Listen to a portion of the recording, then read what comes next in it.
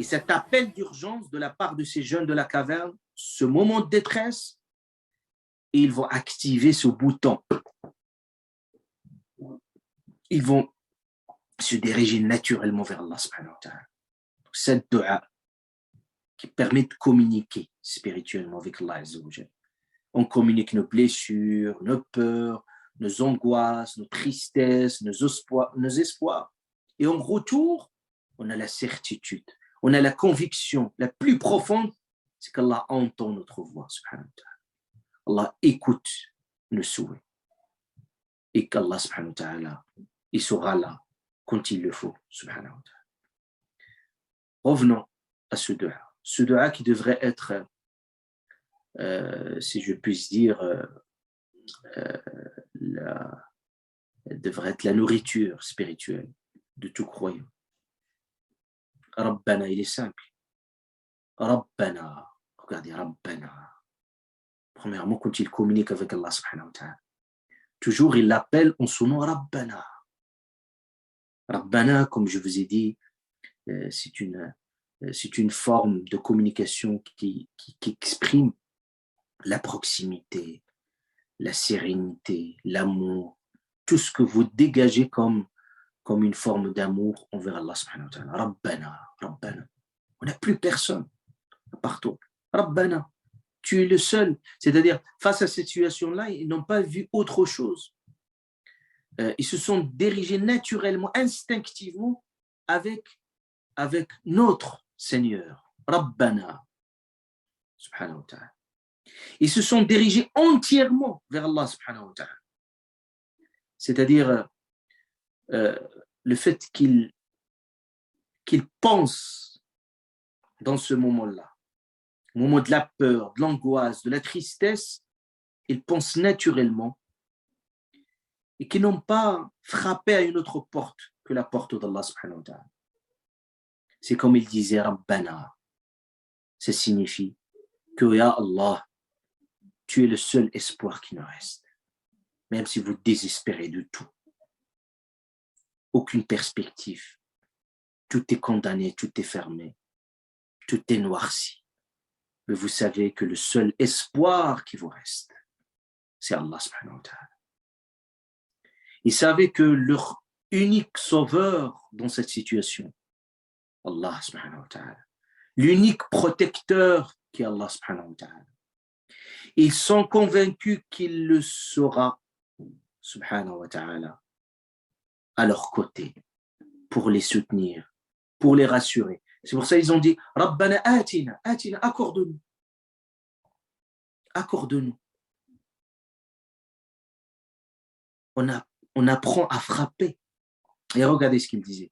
Rabbana atina, atina, accorde-nous. Min ladunk, de ta part.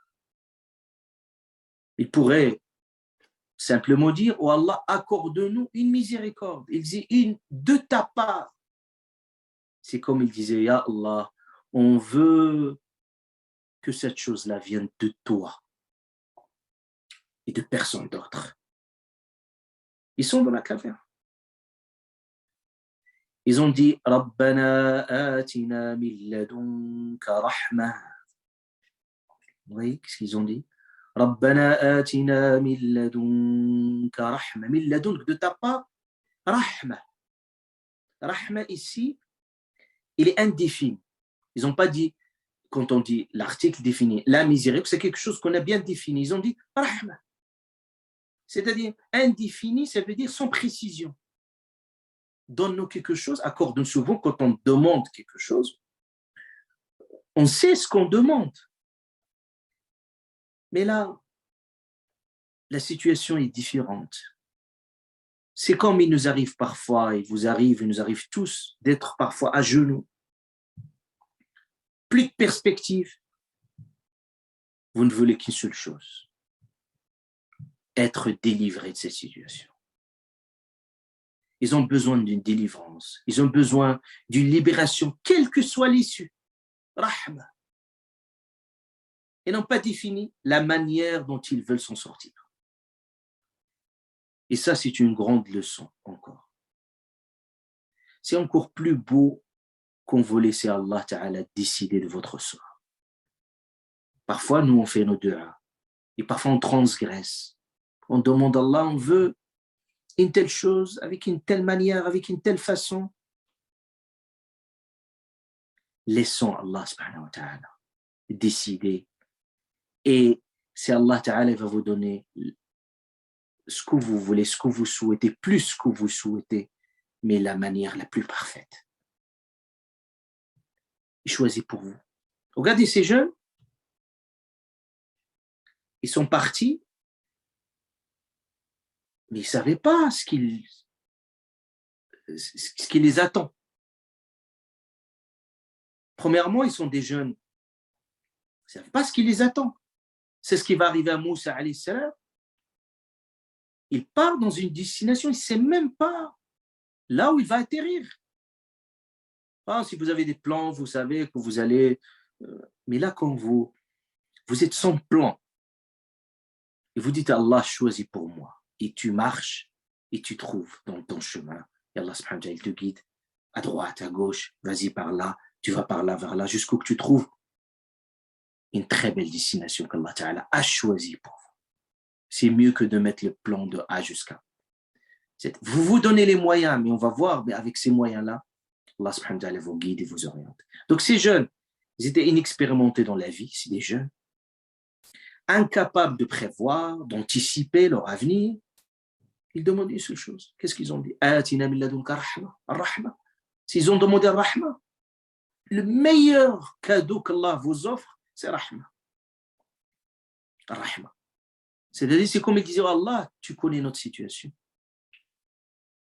On ne demande qu'une rahma de ta part. Cette rahma, c'est qu'Allah subhanahu wa ta'ala va décider de leur sort de la plus belle des façons.